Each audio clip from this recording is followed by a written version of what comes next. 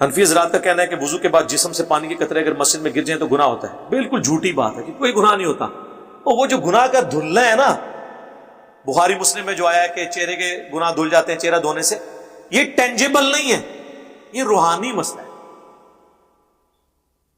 اب جب وہ شخص بے وضو ہوتا ہے، کیا وہ پلید ہوتا ہے؟ نہیں. لیکن نماز پڑھنے کے اعتبار سے وہ ناپاک ہے جب تک وضو کر نہ لے. ویسے وہ پاک ہے، اور ویسے تو جنبی بھی پاک ہے. بخاری مسلم دونوں میں حدیث ہے. حضرت ابو ہریرہ کہتے ہیں کہ میں ایک دفعہ گھر سے نکلا، نبی علیہ السلام بھی گزر رہے تھے، میں آپ کے ساتھ ہو گیا، آپ مجھ سے گفتگو فرمانا شروع ہو گئے. مجھے اچانک یاد آیا کہ میں تو بے غسلہ ہوں. میں حضور مجھ سے باتیں کر رہے ہیں اور میں آستہ آستہ پیچھے ہوا، کھسک گیا، غسل کر کے واپس آیا. حضور نے کہا تو کدھر پیچھے سے نکل گیا تھا؟ کہ یا رسول اللہ میں ناپاک تھا. آپ نے فرمایا مومن تو کبھی ناپاک ہی نہیں ہوتا. یہ حکمی نجاست ہے. بخاری مسلم میں آیا کہ میں حیض سے ہوتی تھی اور نبی علیہ السلام اپنا سر مبارک میری گود میں رکھ کر قرآن پڑھ رہے ہوتے تھے. صحیح مسلم میں حدیث ہے، نبی علیہ السلام اعتکاف میں تھے، بسترا مانگا. اما عائشہ کہتی ہیں یا رسول اللہ میں حیض، آپ نے میں حیض تیرے ہاتھوں میں گھس گیا. یہ حکمی نجاست ہے. حقیقی نجاست صرف وہی خون ہے. اور وضو والا معاملہ تو وہاں تو ہے ہی ساری کی ساری حکمی نجاست.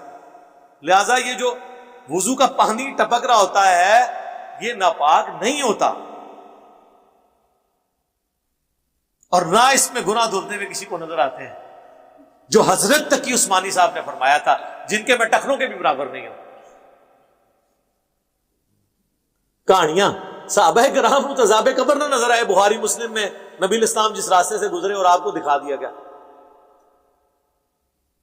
اور مسلم کے الفاظ ہیں، میں نے خواہش کی کہ میں اللہ سے دعا کروں تمہیں بھی دکھا دے، پھر مجھے خدشہ ہوا کہ تم اپنے مردوں کو دفنانا چھوڑ دو.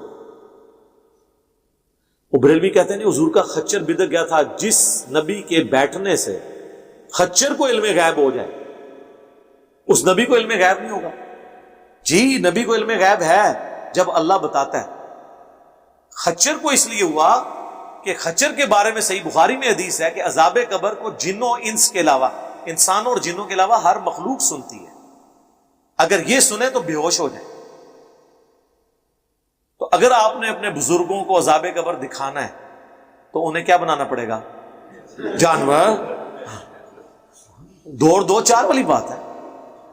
اور اگلی بات، جانور تو عذاب قبر دیکھ لیں، بزرگ نہ دیکھیں، تو افضل کون ہوا؟ جانور. پورا ٹوٹل دین ہوتا جی. ہاں انگریز دا کیمرہ دوروں ویک سکتا ہے، ولی نہیں ویک سکتا. اور چھڑ دو کیمرے نو، تسی تے انگریز تو افضل ہو نا. کیمرہ بڑھا کیوں لیا کسی بزرگ نے؟ ہاں بڑھا کے دسو. تسی چڑی تو افضل ہو نا. چڑیا اڑتی ہے تو بزرگوں کے مرید کیوں نہیں اڑتے؟ تو اس سے پھر یہ ثابت ہوا کہ بزرگوں کے سارے مرید چڑیا سے بھی گئے گزرے ہیں. چلو چڑیا تو معصوم جانور ہے، میں نام لیتا ہوں گدھ. گدھ اڑ لیتی ہے، کوا اڑ لیتا ہے، حرام جانوروں کے نام دو نا. چیل اڑ لیتی ہے اور بزرگوں کے مریدین نہیں اڑتے، تو پھر افضل کون ہوا؟ چیلیں، کوے، گدھاں. تہاڈی سوچ، آپ ہی اپنے دماغ کا علاج کراؤ. او بھائی اللہ نے ان کو استطاعت دی ہے، انسان کو نہیں دی ہے. اس طرح افضلیت غیر افضلیت نہیں. انسان کی افضلیت اللہ کی شناخت، عقل، علم ہے. جو اللہ کے غضب سے آپ میں کمی ہے جس کی، اس طرح نہیں اینالوجیز بنتی، اپنی عقل کو استعمال کیا کریں. تو لہٰذا یہ وضو کا پانی مسجد میں گرنے سے، اور یہ جو لوگ وضو کا پانی اگر اپنے کپڑوں پہ بھی گر رہا ہے تو ناپاک نہیں ہے یار، وہ حکمی نجاست ہے. ورنہ تو جو شخص ہوا نکلنے سے جس کا وضو ٹوٹے تو اس کے اوپر تو استنجا کرنا بھی واجب ہو جائے، جس طرح کئی لوگ سمجھتے ہیں اور کرتے بھی ہیں. ان کو میں بھگی دیتا ہوں کہ اگر ہوا نکلنے سے یہ استنجا آپ پہ ضروری ہو گیا پھر تو آپ کسی بدبودار ڈھیر سے بھی گزریں تو آپ پہ تو غسل فرض ہو جائے گا. پورے جسم پہ وہ آگے وہ اس طریقے سے ہوتا ہے یار خدا کے لیے. تو یہ حکمی نجاستیں، یہ کوئی فزیکل نجاستیں نہیں. لوگ کہتے ہیں نہیں غسل فرض تھا، تولیے کو ہاتھ لگ گیا، کیا ہوا؟ کپڑوں کو ہاتھ لگ گیا، کیا ہوا؟ کچھ بھی نہیں ہوا، جب تک کہ وہ جو گندگی ہے وہ نہ اس کپڑے کو ٹچ کر. ہاں یہ ضرور ہے کہ غسل کرتے وقت آپ کا پانی مستعمل نہیں ہونا چاہیے. پہلے آپ ہاتھوں کو دھوئیں گے، پھر آپ پانی میں ہاتھ ڈالیں گے.